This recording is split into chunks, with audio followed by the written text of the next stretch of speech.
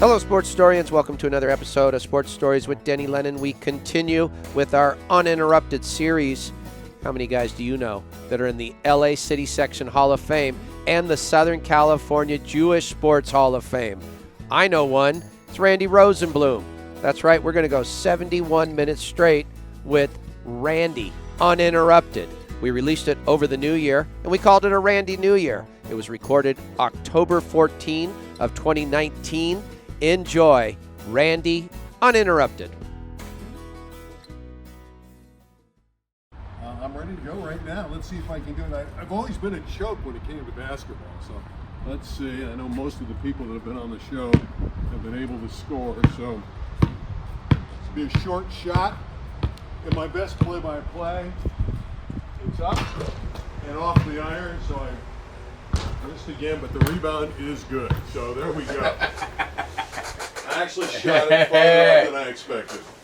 Welcome, buddy. Good to be here. Good to be with Denny and Lennon. Very good. How'd you do on your shot? I missed, but the rebound went in. I shot from farther out and got the rebound and scored. Well, you know, you'll join a long list of esteemed guests that have missed their shot outside. I see, but I don't know if it's really a miss because I got the rebound and I put it back up. So I got the points and I got a rebound. When you got the rebound and you're on the left side, right? Did you use the left hand? Yes, I'm ambidextrous. Then it's legit. Yeah, I'm ambidextrous exactly and I can shoot with either hand. That's exactly what Coach Wooden would expect out of you. Well, the coach taught me well. He did. I'm looking forward to talking about that. So, Randy, I was going over and I was trying to think when you and I met. And I kind of forget if it was when you first would do one of the AAU beach volleyball games, or perhaps when I was thrown into, like a Time Warner game or something like that. I believe it's at AAU. Yeah, I think that's so. when we started doing some matches. Then after we had some success as broadcasters on the AAU circuit, I believe then Time Warner realized that the Randy Rosenbloom, Denny Lennon combo tandem would work. Did we? I don't know if you remember. Those were fun days doing those games at the beach at Hermosa. But we would fly the cables from across the hotel over the streetlights, and then down onto the sand. And that didn't go so well with the fire department eventually. No, it didn't. But the shot itself was really good. It was really good. And from a perspective of broadcast television or cable television at the time, that was the most important thing. The program looked good. What I enjoyed about the AAU matches, you're seeing the future. You know, whenever you do youth sports in general, but especially those AAU beach volleyball matches, terrific players, just the beginning of their careers. A lot of them have gone on to bigger and better things, but it was terrific to watch them in their beginning stages. And some of which, you could see called some Olympic Games. You could see that was the pipeline. Right. That they would come up through there. Yeah, and we'll see more over the years. We will see more. It's going to continue. So let's go back a little bit. Where'd you grow up? North Hollywood, California, exactly where I am now. I am in the same home I grew up in. Oh, wow. My parents moved there when I was 2.5. Okay. I'm a little older than that now. Unfortunately, the parents have passed away. I've changed the house up a little bit, put some dollars into it, but I'm thrilled to be back where I started. I did move away for a time. I went and moved to Canada on a broadcast project for a while, and then I was in Vegas doing UNLV sports and working at a couple different stations there. So but when my mom got sick near the end, I came back home, and when she went, that was it. I just stayed in the house after she passed away. Sure. What did your tell me a little bit about your parents? Like, what did they do?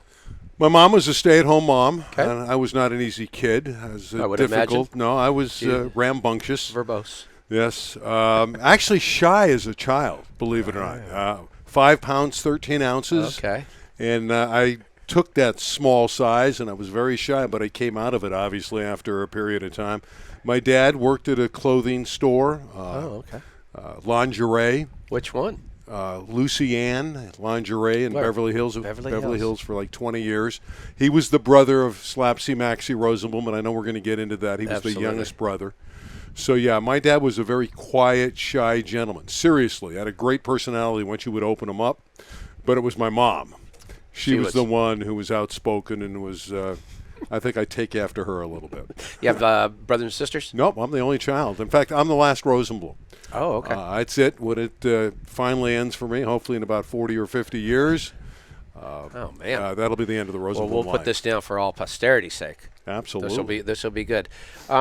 So you brought it up, Slapsy Maxie. That's one of when I first met you and I heard the last name of Rosenbloom, because my uncle Jimmy Lennon, Sure. the boxing announcer, and I was always drawn to boxing and enjoyed going to the Olympic Auditorium and stuff. So I kind of would work my way backwards, study some history, and so I recognized that name. And he was not only a boxer, he went beyond that. But tell me a little bit about Slapsy Maxie. Well, he did fight at the Olympic. Yeah. He fought everywhere, Madison Square Garden. Slapsy Maxie Rosenbloom is not a household name now, but when I was young, he was famous. Yeah. He was the light heavyweight champion of the world from 1929 to 1934. Okay. He fought more rounds as a champion than Joe Louis boxed in his entire career. Is that wow? He was a crazy individual. He got into boxing because he really wanted to be a comedian. Okay. And he wanted the notoriety. And it just so happened he was a troubled youngster, and he got into a lot of fights, and he got into boxing, and he was good at it. He was a tremendous defensive fighter, considered by many as one of the great defensive boxers of all time. No power. But he had as many or more professional fights than anyone in the history of the industry. And that's something. Some of the numbers you don't really know because different books have different numbers for different fighters. But if you calculate the amateur fights to go along with the professional fights, he had close to 400 fights. That's a lot of. So when he went into broadcast after that, he did radio and TV. He was a movie star. He had his own nightclub. He has all these different things. Yes, he did have a radio show. He did go into broadcast. But he slurred his words a lot. And he would say to people, I had 400 fights. What's your excuse? So he was a very interesting character, lovable guy, clean cut, didn't drink, didn't smoke. Was he out this way? He moved out here to enhance his future movie career. He was a New Yorker. That's where he won his light heavyweight title. Yeah, he was a champion. At the Garden? Yeah, he was friendly with a lot of different people, including Franklin Roosevelt. They had numerous meetings on the train when he was the president, and they would talk boxing. Because Roosevelt was... How's he getting on the train with the president? How does this Well, happen? because that's where they would meet. Okay, so...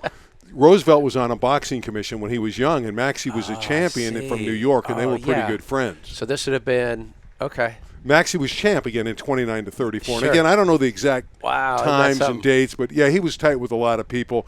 The interesting thing is, he would know Al Capone and do business with Al Capone, and then one night later in the week, he might do business with the President of the United States. It was that kind of life. He had different stages of his life that are just off the charts. And he dated just about every lady in Hollywood. I mean, for a 20 to 30-year period, nobody had a better life, in my opinion, than Slapsy Maxie Rosenbloom. Now, the negative, those 400 fights caught up. They added up, right?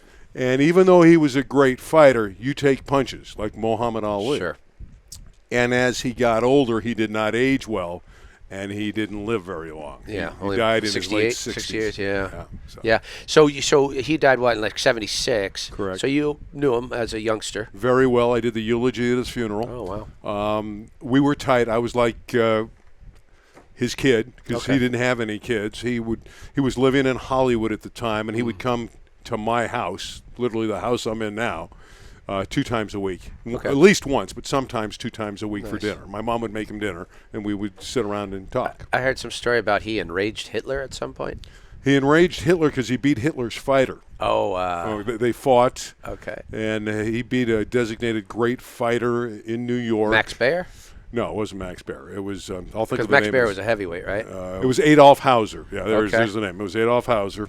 And it was an interesting fight. Maxie controlled the fight, dominated the fight, and Hitler was not very pleased with it. And, we all know what happened with Hitler, but that was a point that Hitler really got irked by when my uncle beat his designated fighter. And he had the Slapsy Maxies. Was that like on Beverly or on Wilshire or something? It was on Wilshire. Yeah. And he had 3 clubs, actually. It was now after he got out of boxing, he went into movies. He did close to 70 movies. He started with, Jimmy Cagney, Humphrey Bogart. I can go on and on. Wow. He was tight with Lucille Ball. I mean, he was connected to everyone. But then he went into his nightclub, Slapsy Maxie's, and the one locally did well, but he had one in Miami, and I think there's the tie to Al Capone there. Okay. I believe that. I don't know that for certainty. I wasn't back there. What a fascinating story. And then he had one in San Francisco as well. So you have this fascinating story, and you've written a screenplay. Correct. Is it a documentary or is it a screenplay? No, it's a screenplay, and we've been talking to a number of different outlets. One in particular now has it there. We still haven't had the movement I would like, but it's possible, and we're taking the necessary steps trying to get it made. You know, I say this to people. The good news is nobody knows who he is, and the bad news is nobody knows who he is. When that story breaks and they see this movie and see his life, they're going to be blown away and like, how do we not know about this guy? Yeah, which is great. I love those gems. Yeah, it'll be a wonderful story. Let's hope it gets made. I always have said to people, and not because I was involved in it, I think it's good enough to win an Academy Award. I don't know if it'll ever be made. That's the biggest question. You grew up North Hollywood. North Hollywood. How'd you get involved in sports? I think my uncle had a lot to do with it because I looked up to him, and I also looked up to Sandy Koufax growing up. Okay. And again, I'll give my parents some kudos here. Let's take you back to 1965. I was going to junior high school, or close to it, 7th grade, right around there. And it was the 7th game of the World Series with the Minnesota Twins. Yeah. And at that time, the game was played during the day. Sure. It was on network TV. Vin Scully and Ray Scott, two of my favorite broadcasters of all time, were doing the game. Ray Scott was the Twins announcer, and Vinny, obviously, the Dodgers announcer. And I asked my parents, it was in the middle of the week, I said, I want to stay home and watch it. It means a lot to me. And they allowed me to do that. I wasn't sick. There's That's nothing great. wrong with me. Yeah. But they realized that meant a lot to me. And to this day, I think that's what triggered most of it. I feel the same way. I have a similar story with UCLA basketball. It was staying up late Thursday nights. Right. Because they would Sure. do them Thursday and Saturdays. And my parents saw how much that meant to me. Right. And so staying up late Thursday nights to watch UCLA basketball was everything. And I would get up, fired up, ready to talk about it on Friday with anybody that'd listen. Yeah, but this is really different in that they said, Randy, don't go to school. That's beautiful. Stay home. And I did. And then Koufax goes the distance, gets a great defensive play at third base. You still a Dodger fan? Yeah, I try not to be a fan because I don't look at myself as a fan. I don't like that because I think it takes away from my broadcasting. I know over the years I've broadcast for so many different schools like UNLV, UCLA, BYU, Fresno State for so many years with the Bulldogs. Now I do some stuff with Cal Lutheran, and I can go on and on. And I always tried to pull away. I never tried to get close to the athletes. I can give you an interesting story quickly. Sure. Because I know time is is always of the essence. I'm doing Fresno State at Northern Illinois football. Jim Sweeney takes a tremendous team early in the year, undefeated, to DeKalb, Illinois. They're ranked 24th in the country, unbeaten. They go in there, and one of the administrators, who was an SID at the time, later becomes athletic director. He actually went from sports information director to AD in later years. Scott Johnson pulls me aside. He goes, Randy, we really like the way you broadcast. You do a great job. I go, thank you. But here's what we want to see. We want you to be more partial toward the Bulldogs. And again, that's tough for me, knowing who I am, because I like to cut it right down the middle. And again, you're going to know more about the home team because you're with them all the time. No doubt. Well, the Bulldogs come out and score first. Northern Illinois proceeds to score the next 35 points, and it's 35-7 midway second quarter. We go to a commercial break. Scott's actually doing stats for me. And I turn to Scott and I go, Scott, you got any ideas about me homering it up for the Bulldogs? Yeah, that was always, you could tell that, but Vince Scully is just iconic. And you knew he was a Dodger through and through, but he called that game as best he could down the middle, but you felt his sense of being a longtime Dodger guy. And I always preferred it that way myself. Like you mentioned, I'd rather that game come to me straight, and I'll interpret, the homerism. I don't know where the skewed broadcasting really came from. Right. You're speaking to certain fans, and they're called fans because it's for fanatical. But I think the general public would rather see it down the middle. Yes, there is a body. There's an individual There's a number. There's a home field. or court advantage. Yeah, that they're going to love you rooting for that team. But I think the masses in general want it down the middle. That's just the way I believe. You so that's junior high. So now what's the first team do you remember playing on, like an after school team or something like that? What was your junior high? Walter Reed. Nice. In the San Fernando Valley, still there. Do you remember playing on a team there? Or I remember hitting a home run in an all-star softball game against the faculty. Nice. I struck out the first time.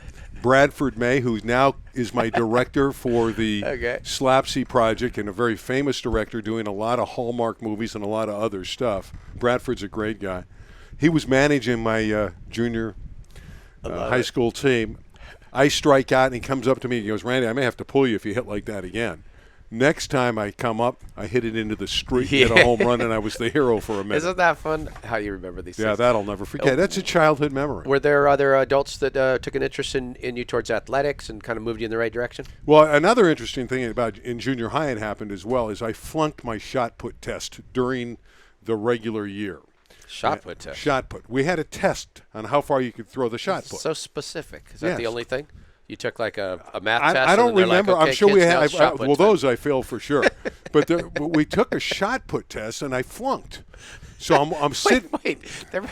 Who would they make you do a shot put? put? The coach. Everybody has to. I got an F. They didn't worry about your rotator cuff. No, I was bad. Like so now I go to the track meet. Once a year they have a track meet. Okay. And in the bigger division, which I think was the C's at that time, yeah. they didn't have enough guys.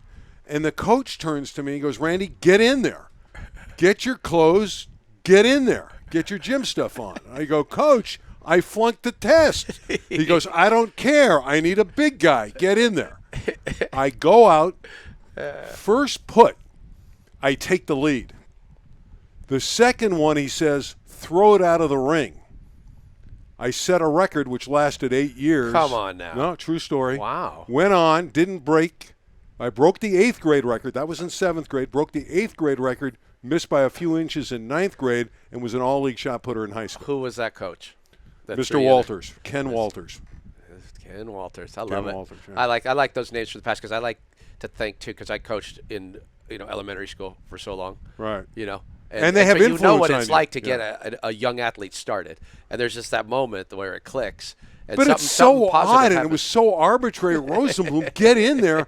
"Coach, I flunked. Why do you want me out there?" But I reacted to it, and, man, I was a strong cat. Here's another thing. When I was in high school, I never worked out. I played football, and I threw the shot put. I was the strongest kid in the school.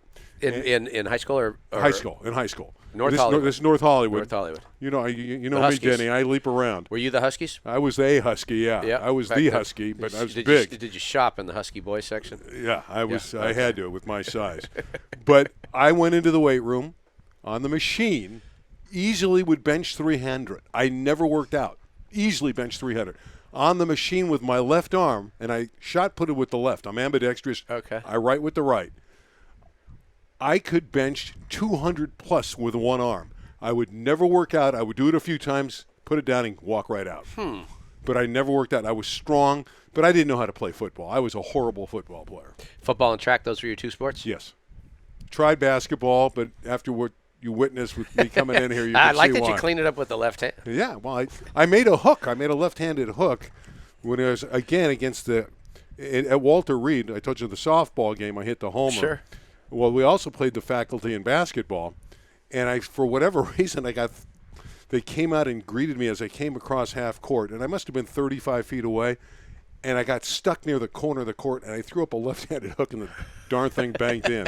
But I was not a very good basketball player. And I was athletic director at a Catholic school, 8th grade level and under, and we would do a game versus the faculty, and then this one year, this new teacher came in, and she was a nun, but she happened to be a black belt in karate and very athletic.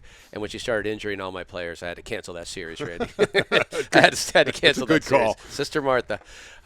So was it at North Hollywood that you get involved in broadcasting, or at least started to call some games or do any kind of PA announcing? None of that. I did go up into the rafters at some basketball games. I would know our players and make up names for the other team. Today, everybody knows everybody. But back when I was in high school, you didn't know who the opponent was in terms of their names. And I did do some basketball play-by-play in the stands, but really never thought about it until I was flunking out at Valley College. Now, did you also like turn down the television and call those games and things like that? I remember Not until much later. Later on. Okay, so Valley College was this Cal State Northridge Valley College? L.A. Valley College. That's a precursor to Cal State junior Northridge, college, right? before I went to Northridge. Okay. See, I had very poor grades because I just had no concentration. I mean, I was a C, D, F guy. Okay. Those are my. In fact, those are when I take an eye test. Those are the things that come out: C, D, F, because that's all I could see. And so I was fortunate enough to finally get out of North Hollywood, and I obviously didn't have the grades to go anywhere. I never even tried to take an SAT or anything, and I went to Valley, and I was flunking out there. Okay. And I was fortunate enough to get through the first semester, and I was on probation, and I was walking by the radio room. And someone said, hey, you ought to try it. And I said, hey, is it an easy grade? And he said, yes. I said, I'm in. So I went in, and the only thing I knew was sports. And it immediately clicked, and my grades flipped. And in 2.5 years, then I went to Northridge, had no problems. And what did you call for their radio station? The college's games? Which one's it? At Valley? At Valley. No, I didn't call games there. I just worked in their radio room where I was a DJ. I was doing all that. Okay. Now, I did get my first professional job when I was there. I did some play-by-play for a cable company in Newhall. Okay. I was making $10 an event back then. Who did you call? What game? Hart High School. We were doing Saugus Speedway, doing some auto racing. All right. Which was pretty good. I don't remember the guy's name, but he would drink and smoke in the press box. It was tough to make it. But I know when I got that first check after 10 weeks of $100, I was fired up. You were fired up. Yeah, I remember that. What was so that would have been your first professional job, but what would you consider like, your first break where you really got so you're probably at Cal State Northridge now? Yeah, I moved on to CSUN. It was Valley State, which changed to Cal State Northridge while you were there or when before? I was there. Oh, look at that. So it changed when I was there, and then at the end of my last semester, I get hired by Theta Cable TV. What cable? Theta Cable, Santa Monica, West Side, biggest cable system in Southern California. And I went to a couple of my teachers and said, hey, I may quit. I may walk out. And they were kind enough to let me write papers and were giving me C's and B's. I actually bargained with them, and then that's how I got out on them. So I wrote some papers for them, and I went out and I got the Theta Cable job. And at Theta Cable, I did Santa Monica City College basketball. I did Pepperdine sports. Okay. And that was the first big break. I was able to do games with Dennis Johnson, great basketball player. Of course. Didn't they make NCAAs? Yes. With him? Yes, they did. Yeah, they did. The 1 year he was there. You know your stuff. Yeah. 75, 76. Yeah. DJ, Flinny Ray Williams backcourt. Nice. Dick Scopehammer, Marcos Leite, and Ollie Matson Jr. Ollie Matson Jr. That's the starting five. Because Ollie Matson was a great football player out of Ohio or something, right? Yeah, okay. They upset UNLV. They upset USF and won the conference. Now, and was Tarkanian the coach of UNLV they were 24 at that point, or was he 2. Long Beach State at that time? It was UNLV, and they were 24-2, and they were in the top 5 in the country. And Ollie's jump shot beat him from 14 feet at the buzzer. I believe it was 94-92. And I remember Bryant Gumbel coming to me after the game asking for the tape to show it on KNBC, the final shot. Bryant Gumbel. Yep. Oh, that's right, because he were KNBC. He was at KNBC at the time. It's one of my hopes that doing this podcast as things start, that like a guy like Ollie Matson Jr. just happens upon it, and then he hears his name. Right. Like I really, because I think there's so much emotion that triggers in through athletics that you remember these things forever. Like I used to have to explain that to parish pastors. Mm-hmm. They would always say, well, these kids, they remember how many points they scored in a basketball game. They can't remember my homily. And I was like, I'm telling your father something about athletics, Other than the Colfax 65 situation, the closest thing to my heart is that Pepperdine team. Gary Colson was the coach. I later worked with him again at Fresno State when he was the head coach there. Saw him again when he was in New Mexico in between the two jobs when he was in Albuquerque. But I remember those guys. I mean, DJ, the Hall of Fame basketball player, unfortunately passed away when he was 50. Ollie Matson, still on Facebook with. Dick Scopehammer, still amongst the leaders in scoring and rebounding in school history. Their center, Marcos Leite. Interesting story from Brazil. Maybe the best center in the country. I believe couple things about that team. They lost a tough game to UCLA in the tournament at Pauley. So I believe they win that game. 76. I believe they beat the Bruins. Is that after Wooden? Yeah, this is So this is 75. Gary 76. Cunningham. It was Cunningham's first year. Yeah. Okay, it was Cunningham's first year. I believe the Waves win the game if it was not in Pauley. Not at Pauley. Okay, but the interesting thing is Pepperdine only had 5 good players. Their bench guys, huge drop-off. Sure. Bruins had 8 They to 10. had guys sitting number 12 that could be starting somewhere. Oh, they would be big players at Pepperdine. Sure. But I remember Dennis Johnson jumping against Richard Washington. And he controlled the tip. And Washington was an All-American, 6'11", and DJ was 6'4". And then he stole the ball from Andre McCarter at half court and laid it up. And it was the steal and that jump ball that got him drafted. The NBA saw what he did. And I talked to Andre McCarter in later years, and he told me he was a great point guard for UCLA. Sure, he was great. He said that's the only time he ever had the ball stolen from him. What did it take you from there? So you're doing all of those. You graduate from Cal State Northridge. Yeah, Found a way to graduate, did you? Yeah, somehow. USF basketball with Cartwright, Hardy, and Boynes. Bill Cartwright, Winford Boynes, James Trouble Hardy, all three played called in the the NBA. USF games? For a couple of years. They have a real great, rich history in basketball. Yeah, I did the TV. Because from the Bill Russell leading forward, they've always had a strong. And they were number 1 in the country, and I was there. Wow. And they got upset, but they lost to Cal State Florida in the NCAA tournament. But they were a tremendous team. 5 great players. The 3 NBA guys. Everybody knows about Bill Cartwright because he later went into the NBA and played with the Bulls with Jordan and won some NBA championships. But those were great teams, and I remember those. I was the color analyst on those. I didn't do the play-by-play there. I did color, believe it or not.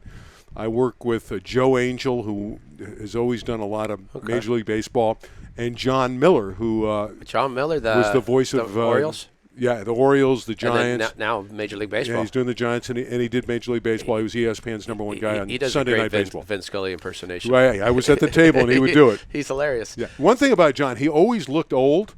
He looked like when he was young, he looked old, but he's never changed. Yeah. So now he's a little bit older. He looks great. Yeah. So it's come over. So now, is this around the time that you got to work with Coach Wooden? A little later, a few years later, jumping forward, I was fortunate enough to get hired to do UCLA basketball. I was actually out of work. I went from out of work to the voice of the Bruins on network cable TV. So network cable TV would have been like some kind of cable. USA Network at the time, and the last year I did it with Ann Myers on ESPN. And this is right about when ESPN comes in, maybe? Well, I did. ESPN's 83 I did 82. That was my first year. I did 82. So you're charting new territory. 84, right in there. But the first year I was on USA Network. So get this, I do the package. It was a handful of games. Coach Wooden was going to be my color analyst. I get a call from the packager going, we've added 1 game to the package. It's the first game. I go, great. He goes, 1 thing. It's in Tokyo, Japan. I go, I'm in. So they played Temple in Tokyo. Oh, wow. I did half the game play-by-play. The Temple announcer did the other one. The Bruins blew them out in the first half at Yoyogi Gymnasium in Tokyo, Japan. What was it like working with Coach Wooden? Was he in coach mode at all, or did he have the distance? Because this is about 7 years after he had been the coach. Fond memories. One of the things I wanted to do, and I wanted to establish it early, that I had respect for the coach. And I told him, Coach, I'm going to call you Coach on there, but I might call you John at times, and I don't want you to be bothered by that. I just want to change it up a little bit. And he said, no problem with that. Right. And we had a good relationship. He was just another guy in the booth, but I tried to tell myself growing up in Los Angeles, watching all his championship teams, he's not just another guy. Not just another guy. But the hardest thing is we would shoot our on-cameras on the floor at Pauley Pavilion, and we'd go upstairs to do the play-by-play. Sure. We do on top.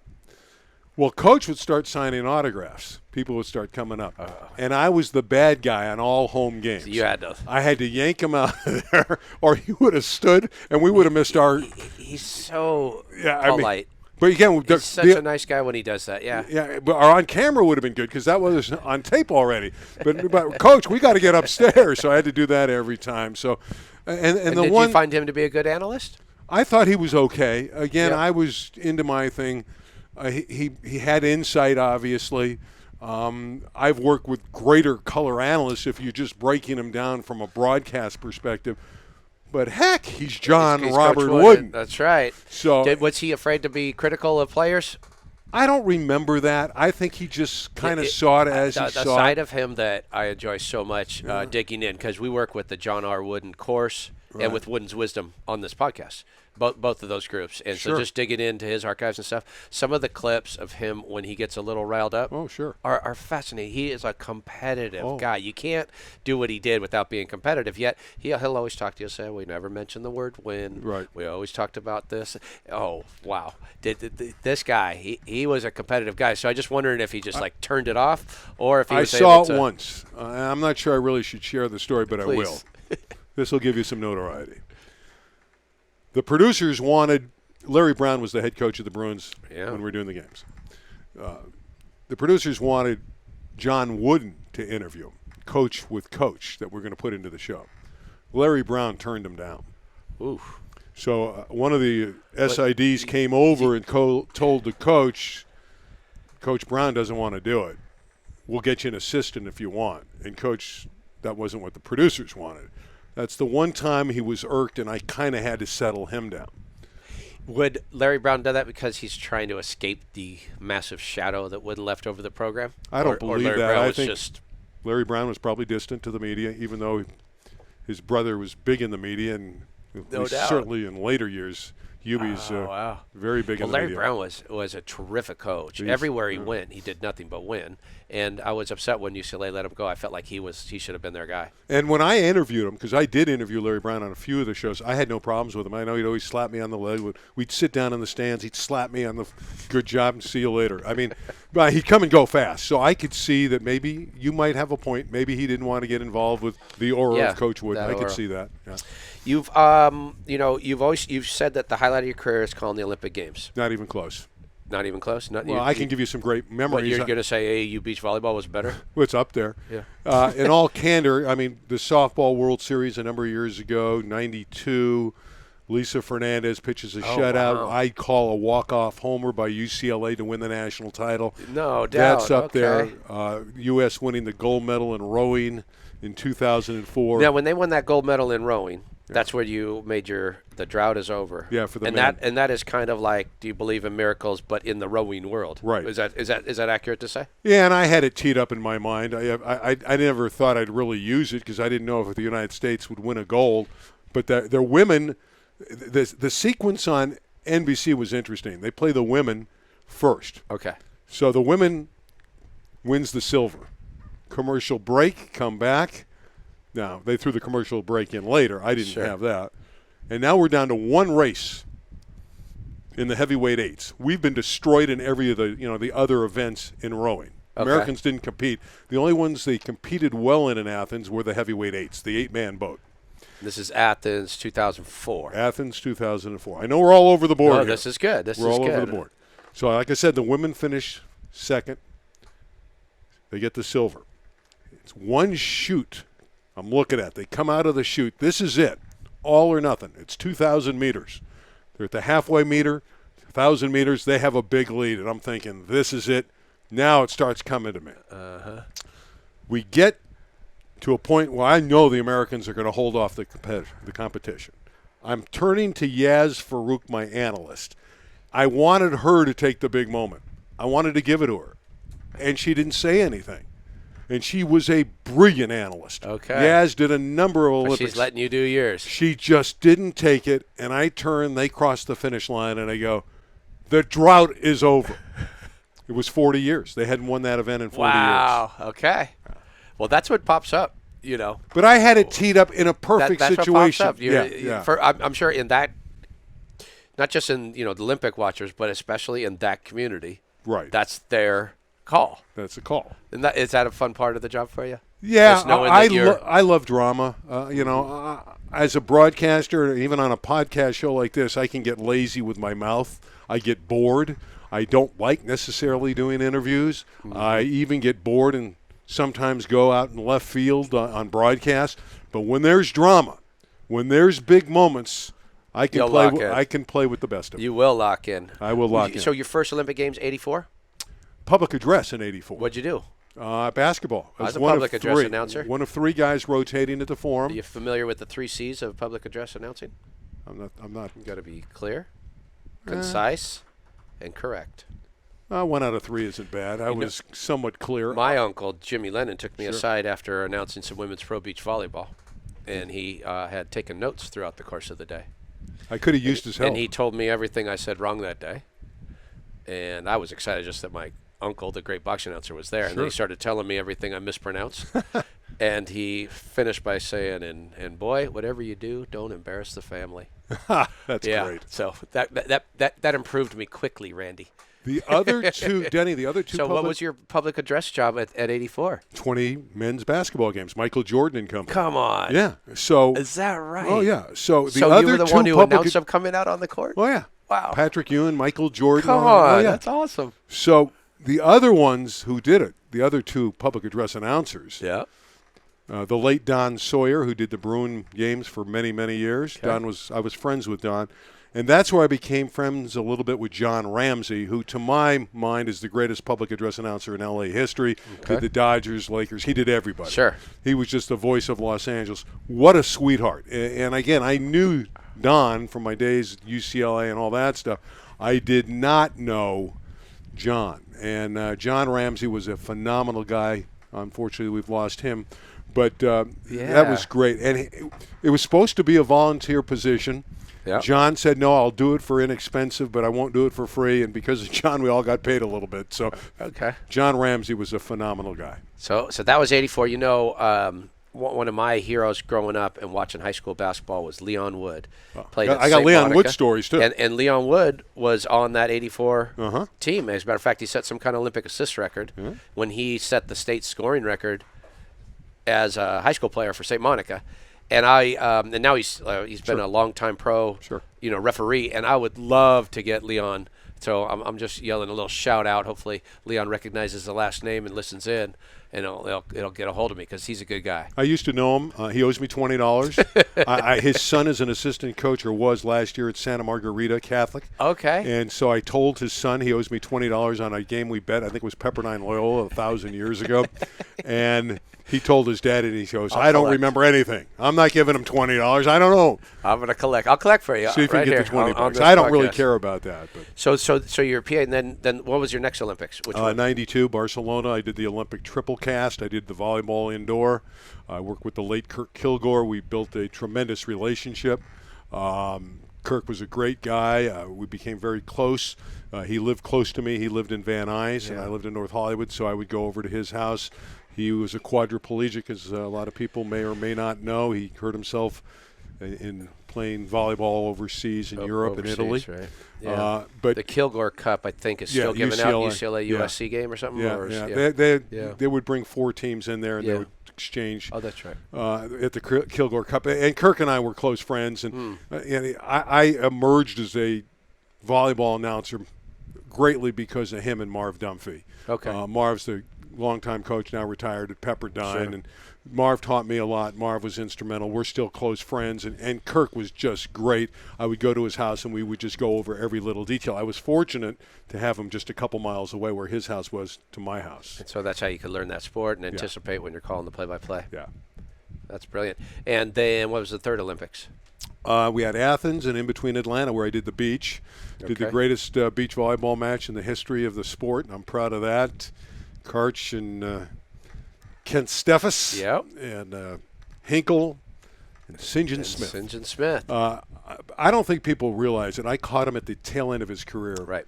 St. John Smith. But off of what I saw, I was astounded how good, and I know you love volleyball, Denny. Sure. How good defensively he was, and he was an older guy already. That's the thing. His ability to anticipate and see the play was unmatched because he was a very good athlete all the way around. That wasn't.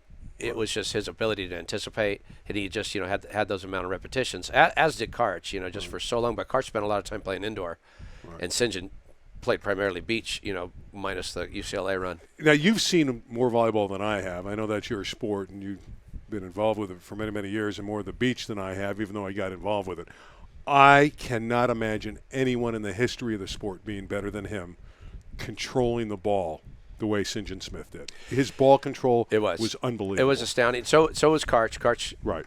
laid in there. As a matter of fact, was looking at the newspaper, and I saw this picture of Karch, and he, at 42 years old, had won the Hermosa Open or something.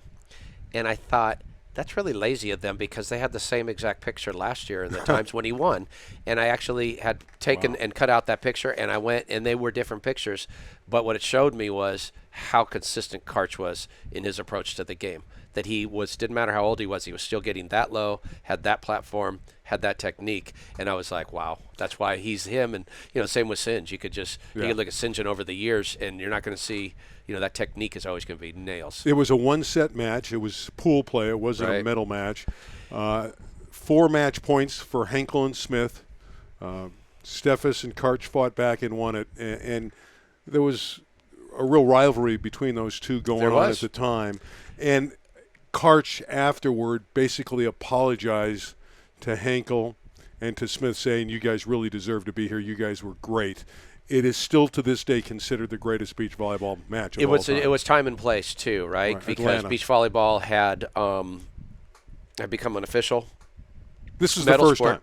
Yeah, it had been a medal sport. Cause I think it was demonstration in Barcelona, maybe, or this was it. It was the first medal. It was 96. And then you had your 2 huge stars, because Karch was known indoor as the greatest ever. Right. And then it certainly made his mark in beach.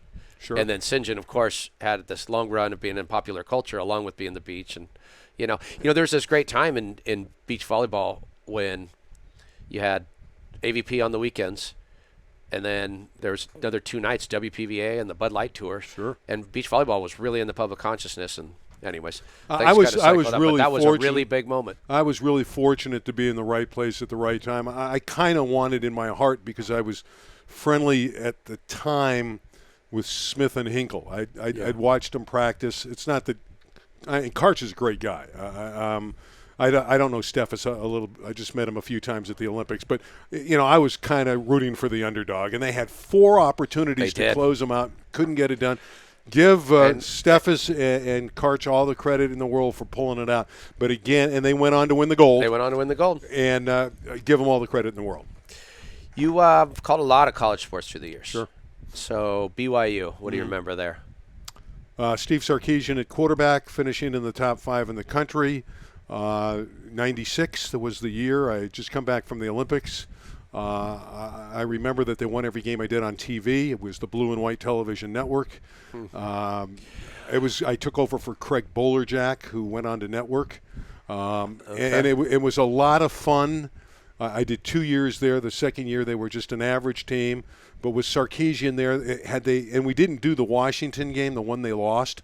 Had they won that game, they had one bad half, they would have played for the national title. Wow. They ended up finishing 5th. They went to the yeah. Cotton Bowl and beat Kansas State.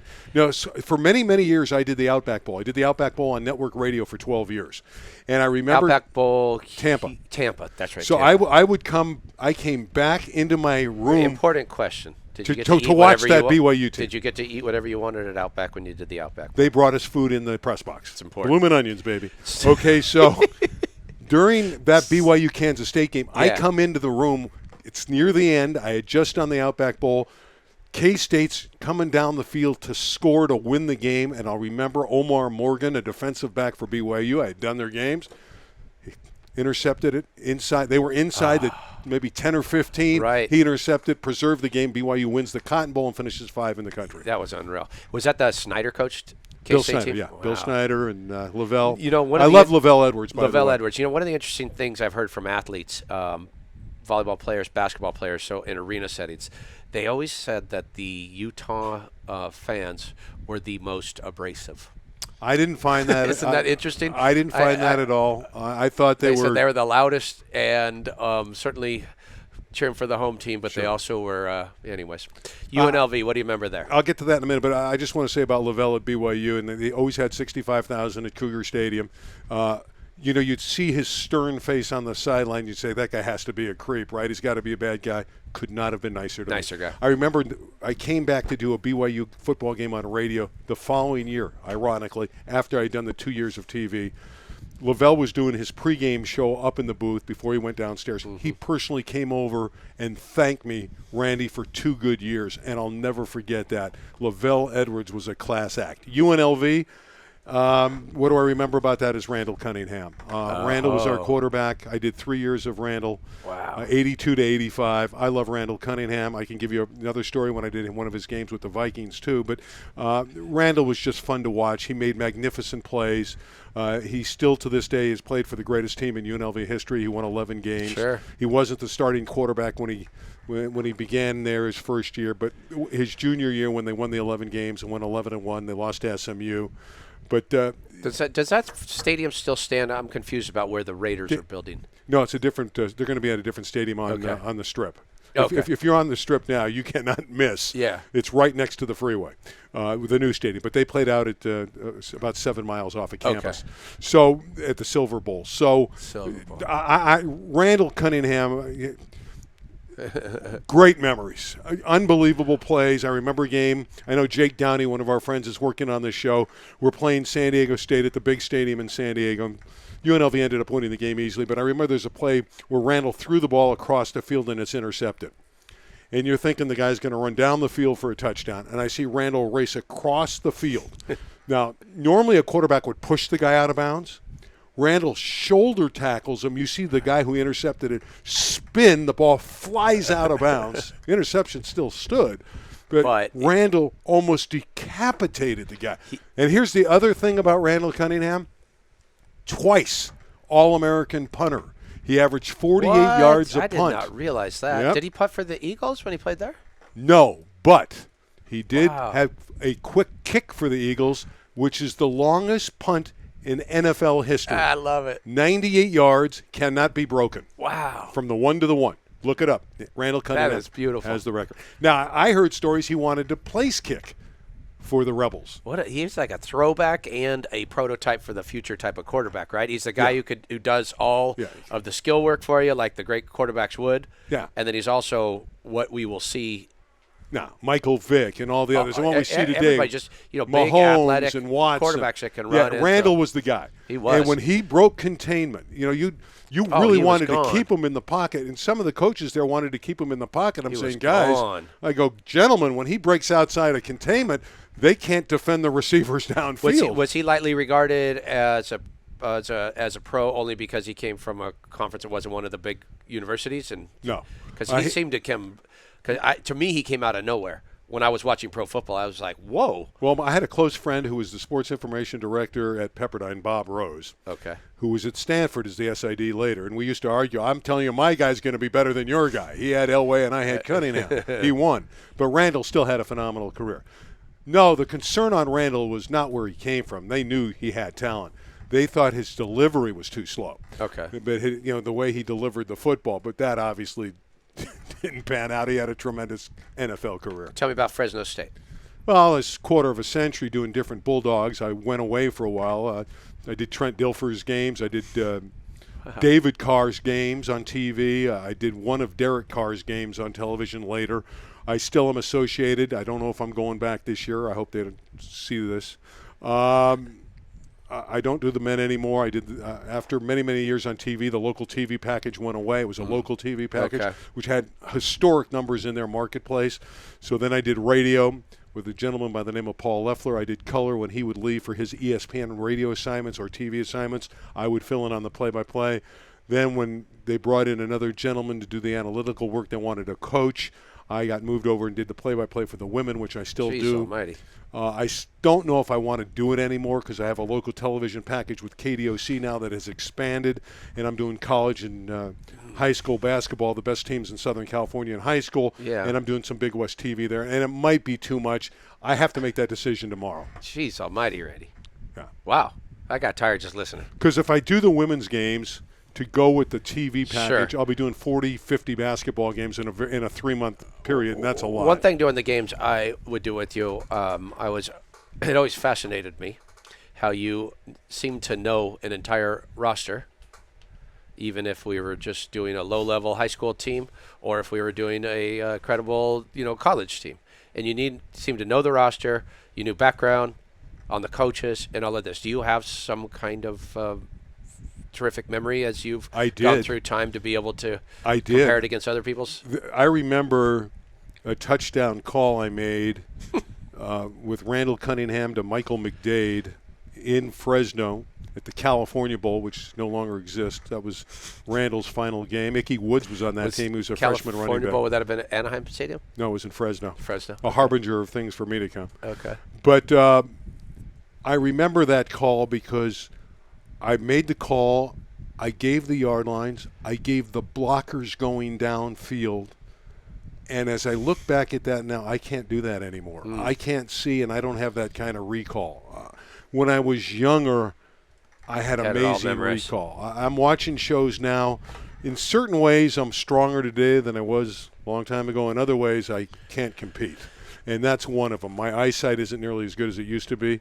But that call, that UNLV touchdown call in the Cal Bowl where I had not only the yard markers, I was saying he's at the 40, gets a block from so-and-so at the 35, gets another block from Jones at the 20, he's at the 15, he's at 10. I don't know how he did that, but I did it. But I also respected very much because I always felt the same way coaching, and if not calling or promoting an event, that irrespective of who the athletes were, they deserved your best. Sure. And whatever game I'd listen to you on or work with you on, you had everything memorized, and you would call the game to the best that you had. You didn't just mail it in.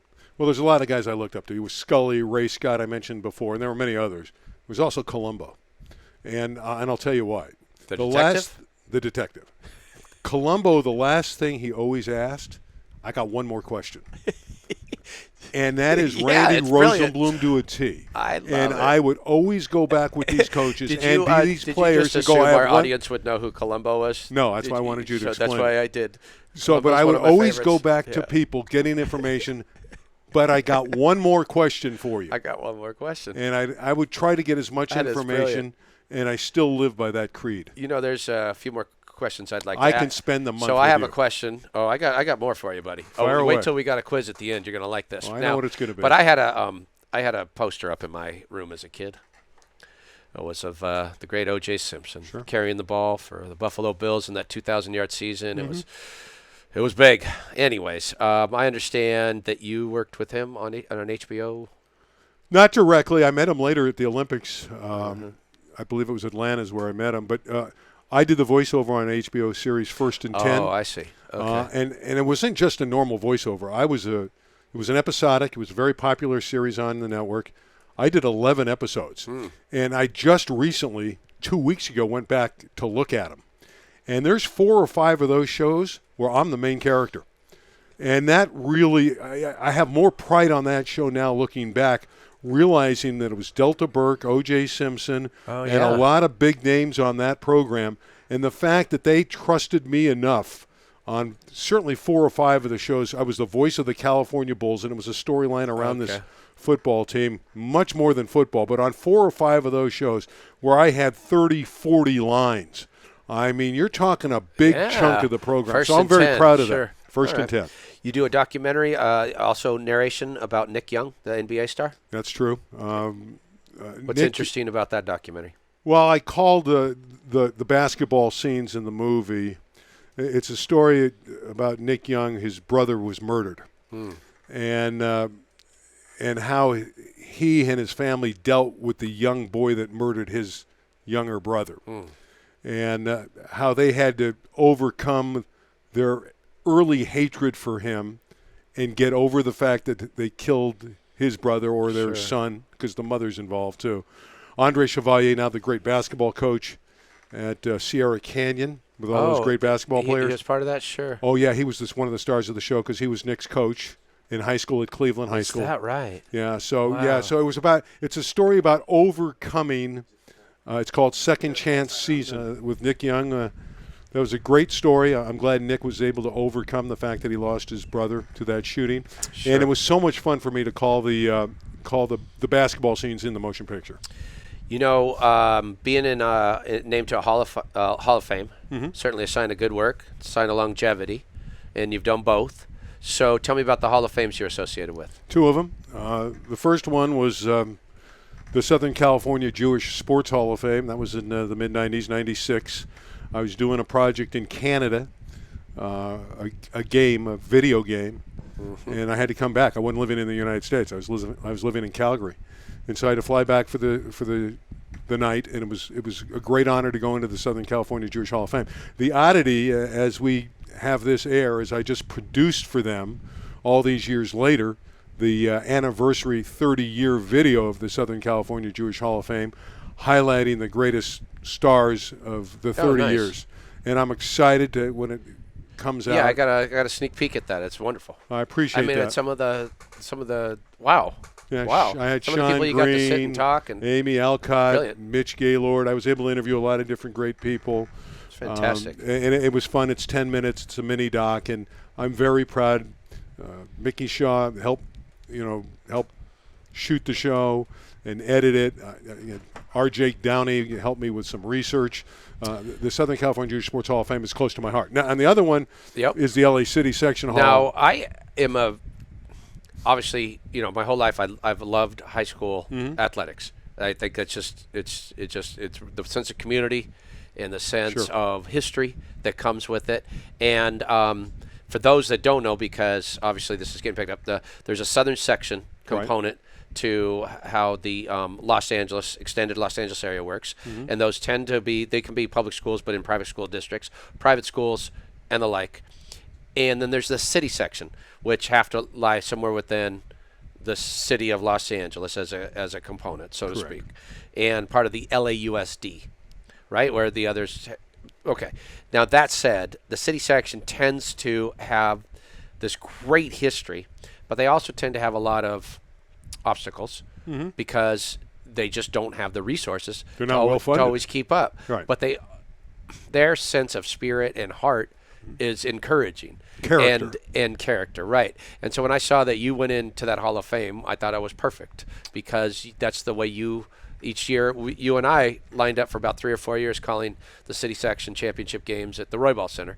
Yeah. And I love the way they go after athletics and that sense of pride they take in it. I've had a long career. I think, there's been some ups and downs like everyone else. And in Los Angeles, I think most of the people have seen me on these high school games. Yeah. Especially in the city section. LA 36. In other parts of the country, I've done a lot of other things.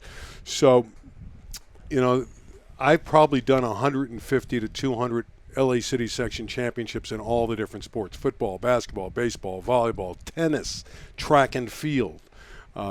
Those come to mind immediately. Yes, I did the tennis with Ramona Shelburne, who's now at ESPN.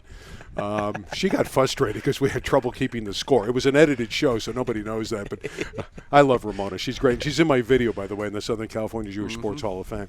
We'll for sure link to that. But yet, I've had so many wonderful years with the LA City Section. And as a mediocre athlete at North Hollywood, I could have never imagined myself as an athlete getting into the LA City Section Hall of Fame. Now, I got in for my media television presence, but I'm going in with guys like Anthony Davis, the original Anthony Davis, not the basketball player, the one that played football at San Fernando and at 6 USC. touchdowns against Notre Dame. Yeah, including the kickoff return to begin the second half. So, I'm going in with people like that. I went in with Marv Dunphy, who was a coach at Taft. Volleyball, obviously very good. But there's so many. Vince Ferragamo went in the night I went in. I can go on and on. But to be in there with that kind of illustrious company, athletic company, was mind-boggling to me. Now that you're on the committee, I'm going to throw a name at you. Sure. Marley Rice. I know.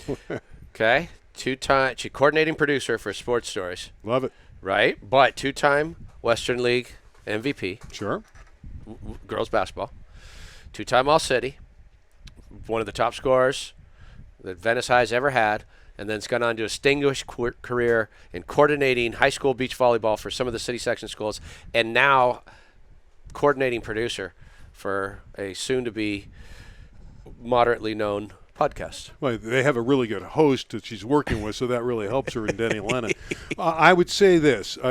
This class has already been voted on. Okay, fair enough. And there's a. You just keep it in mind. No. Get the resume to me. I'm serious. I will get the resume to you. For next year. Because every year we'll take anywhere from 10 to 12 that'll get in. Now, that being said. And theoretically, she could have picked up an assist today if you would have hit that first shot on the opening. That's going to hurt her. That's going to hurt her that I didn't make the shot. But I did get the rebound. But it wasn't her pass, certainly. It was my shooting. Okay. No, I will tell you. No, that city section. But there's a Dodger who's going in, and I won't mention his name. Okay. All right, so some might find their niche in one sport, right? Mm-hmm. But here's the Randy that's done them all. Clippers, UNLV football, Liberty and Hula Bowls. No, and you that's mentioned the California Bowl. And the Cal Bowl. I've done about 10 or 12 different bowls. Wimbledon tennis championships. That's correct. True. On radio. Raiders talk. Yes, I did it with Jim Plunkett. How about UCLA basketball? Well, we all know that. Softball World Series. Yep. Beach volleyball. Mm-hmm. Canadian football. Yeah, CFL was fun. I did it with the late David Hum. We did the Las Vegas Posse for This is a brilliant. year. David was a wonderful man. Do you know who David Hum was? I don't. He was quarterback at Nebraska, played for the Raiders, played on 2 Super Bowl championship teams. He was the backup to Ken Stabler. Okay. Stabler's backup. He was another lefty. Unfortunately, we lost David recently to MS. I love David Hum, one of the nicest people I've ever worked with. The Hummer was a great, great individual, so David and I did those games together. Volleyball, football, basketball play-by-play for Prime Ticket and Sports Channel America. Correct. Fresno State football, basketball, 7 years. Ivy League basketball? Yeah. How did you do Ivy League basketball? What was that? Well, that's going to lead you probably to Heroes of Wrestling, but Billy Stone, who was the producer of Fosstone, I was out of work and I was not insecure about reaching out to people, and I called his producer in San Diego, and he gave me this name. He goes, call this guy Billy Stone. He uses guys, and give him a call, see what if he needs people, because the guy at San Diego at the time didn't have any openings. So I called Billy, and he immediately gets on the phone. He goes, I need a color analyst for boxing in Charlotte, North Carolina. And he goes, I'll pay you, but I'm not going to fly you there. I had all these miles built up over the years, from flying around for all my different assignments. I go, Billy, I'm there. He goes, I'll get you a rent-a-car, I'll get you a room, you're doing the event. Good. So I flew Ivy there, League did basketball. This is boxing. Oh, that's boxing. So I do the boxing for him. He loves me. We had a great time. He hires me for Ivy League, WTA tennis on TV. And the Ivy League, I was doing Ivy League basketball on Friday nights and Big West basketball on TV on Saturday nights. And let me tell you, that was not easy travel. Jeez almighty. That was hard. Yeah, that's a little bit of commuting there. So I'm going to take a guess and say the only sport that maybe you've had a little trouble at was wrestling. Heroes of Wrestling. Tell me about Heroes Wrestling. Well, your podcast numbers just exploded. I am the most. We have a big wrestling contingency that. I am the most vilified and hated broadcaster in the history of wrestling. So I guess it's a badge of honor. It's the 20-year anniversary of the Heroes of Wrestling. And where does Heroes compare to WF? Like, explain that universe. Again, I'm not a wrestling guy, but at the time they had these different governing bodies, and Billy Stone wanted to honor all the alumni who were kind of out of it. I see. So it's kind of like a Legends tour. It was a Legends tour, and that's what they wanted. This was going to be not just one show. Mm-hmm. So it was a pay-per-view event in Bay St. Louis, Mississippi. Oh. And who would have thought they liked wrestling in Mississippi? And Gordy Soley, or Solly, whichever way you want to pronounce it, was supposed to be the broadcaster. He was a big name in their industry. I never met the man. Okay. He was the guy. And he was going to work with Dutch Mantell, and Gordy took ill, later passed away, unfortunately. And I was summoned in the last moments, a couple weeks in advance, probably 3 weeks, I don't really remember. And as I look back at it, and I had not looked at it in a long time, because I've been so vilified and hated. Because you called a couple of moves wrong? Yeah, and my point you is, misidentified. Who cares? You said safety, you should have said touchdown. Well, no, it's more like safety, and I'd call it 1+1er. I okay, see. so I explained the event, but I didn't really use their terms. Okay. So the lexicon. Yes. So they just tore me apart. But now social media did. Social media killed me.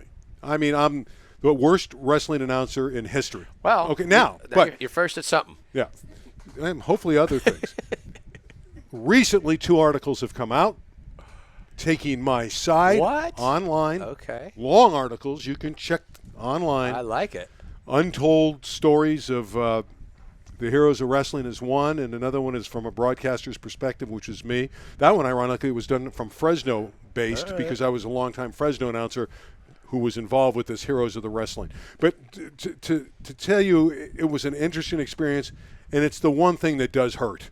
When you see all that kind of vitriol toward you, I mean hatred, over a couple words, and I go back and I look at it, and parts of that show I'm really good on.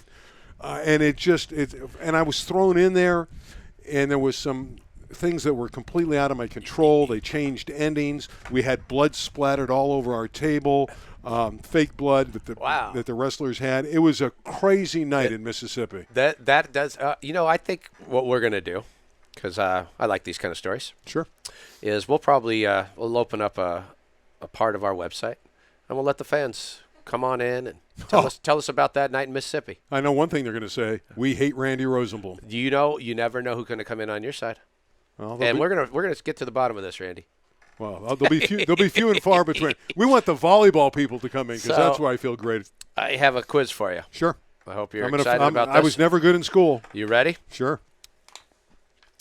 One of the things I like from the LA City section is the nicknames of a lot of the high schools. Okay. Because I think they actually have something to do with the name of who it's named after. Sure. Something to do with the area that they live in, or they're just plain fun. Okay. So let's see how many you get. You ready? Sure. The Academy of Science and Engineering. What do they call themselves? You're talking about. I'm not sure. I know they're new. This one's I didn't Academy. They're the Adams. Adams. Animo Oscar De La Hoya School. Well, I just did Animo Robinson. They're the Monarchs, but this De La Hoya I have never done any. They're the Boxers. Okay. How about Banning? Banning's we know Banning. Banning's the Pirates. The Pilots. Pilots. Okay. Yeah, I knew you say pilot because of the aerospace industry. Yes. Yeah, of course. All right. How about Carson? Colts. Yep. How about Chatsworth? Chancellors. Cleveland. Cavaliers. You're on a roll now. The Dorsey. Dons. Yep. How about Girls Academic Leadership Academy? I'm out. Goddesses. I can't let you go all the way through. Hamilton. Hamilton's the Yankees. They're doggone right they are. Hollywood. Sheiks. Good story there, isn't there? I got a lot of them there too. I played football against the Sheiks. They called themselves the Sheiks because that's when they were filming Lawrence of Arabia, right? Yep. And Omar Sharif went there. Yeah. Something along these lines. Yep. Jefferson. Jefferson is the Democrats. Los Angeles High School. Los Angeles Romans. Yep. How about Lacey's? Lacey's I should know because I did some of their games. Uh-huh. I want to say the Tigers, but I may be incorrect. The Unicorns. Unicorns. There you go. All right. The Manual Arts. Toilers. The Toilers. That's right. See, the old schools I have no problem with. Yeah. I'm the same way. Okay. I wouldn't have got a few of those other ones. Marshall. Marshall Barristers. The Barristers. Named after the Supreme Court Justice. Narbonne. Gauchos. Gauchos, baby. How about North Hollywood? We know that. Well, I'm the Huskies. You're the Huskies. How about Polytech? Parrots. How Sun about Valley. Port of Los Angeles? Port of L.A. Oh, my God. I got their keychain, too. I had a guest on who was from Port of L.A., and he gave me a keychain. Let me go back to that. Polar Bears. Yeah, they're the Polar Bears. Yeah. How about Pally? Pally, Dolphins. Yep. Roosevelt?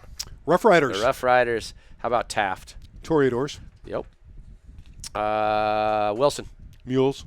The Mules. Westchester. Comets. That's right. Part of the space industry. Washington Prep. Generals. And my favorite, of course, growing up, third generation in the city, Venice. Gondoliers. The Gondoliers, baby. You did pretty well. Yeah. I'd say you probably got in your C, D, F range that you live That's in. what I am. That's who I is. Okay. All right. You ready? Sure. Rapid fire. Pick one. Mayo or Miracle Whip? Mayo. Tacos or burgers? Definitely burgers. Cake or pie? Pie. Beer or a cocktail? I don't drink at all. Ice cream or frozen yogurt? Ice cream is one of my favorite things in life. Bacon or sausage? Neither. You go cats or dogs? Definitely dogs. Spiders, you kill them or you put them outside? I'm a bad guy. There's only been one that's even given the spider a little bit of life so far. All right. What was the name of your first pet? Mister. What kind of pet was it? Dog. Oh, nice. Love Mister. First car. What was your first car? Oh, man, I don't remember. I would say Chevrolet, and I'm not sure the model. What was your nickname as a kid?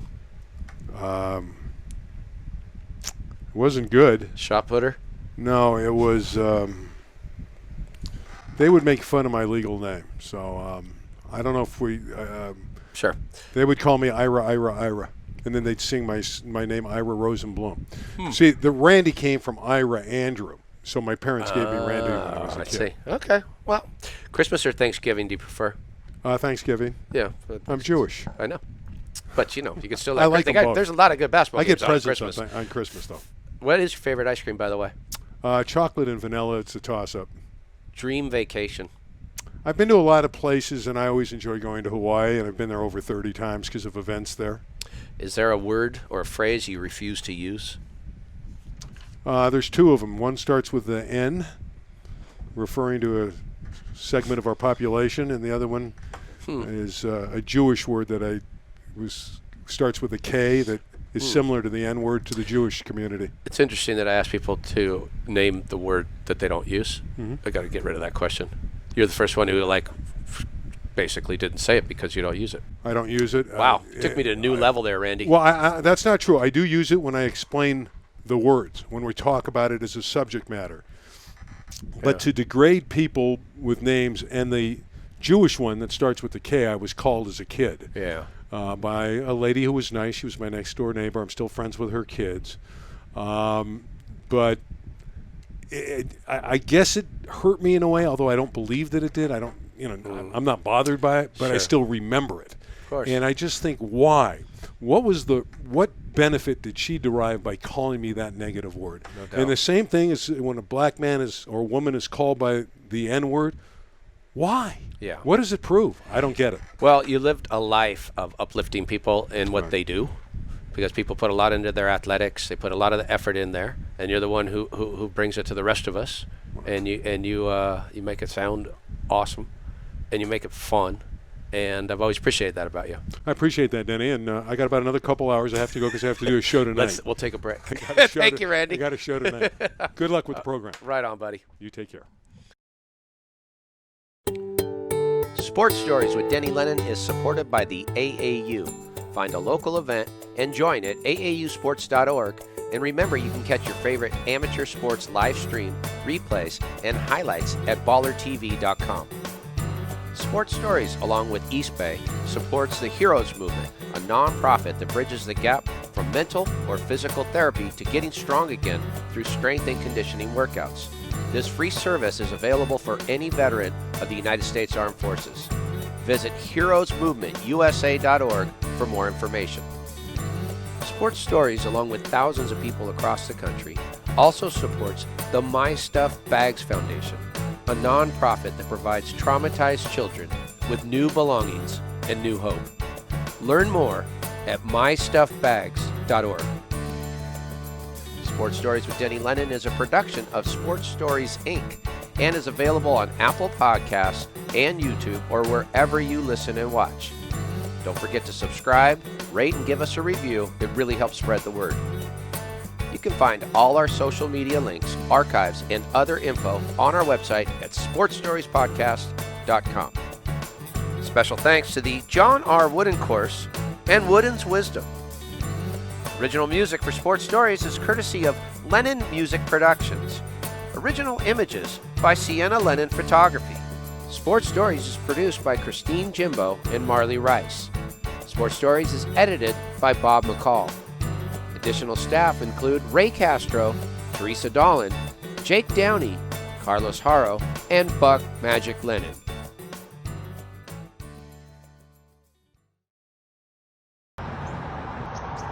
Kick it out, Buck!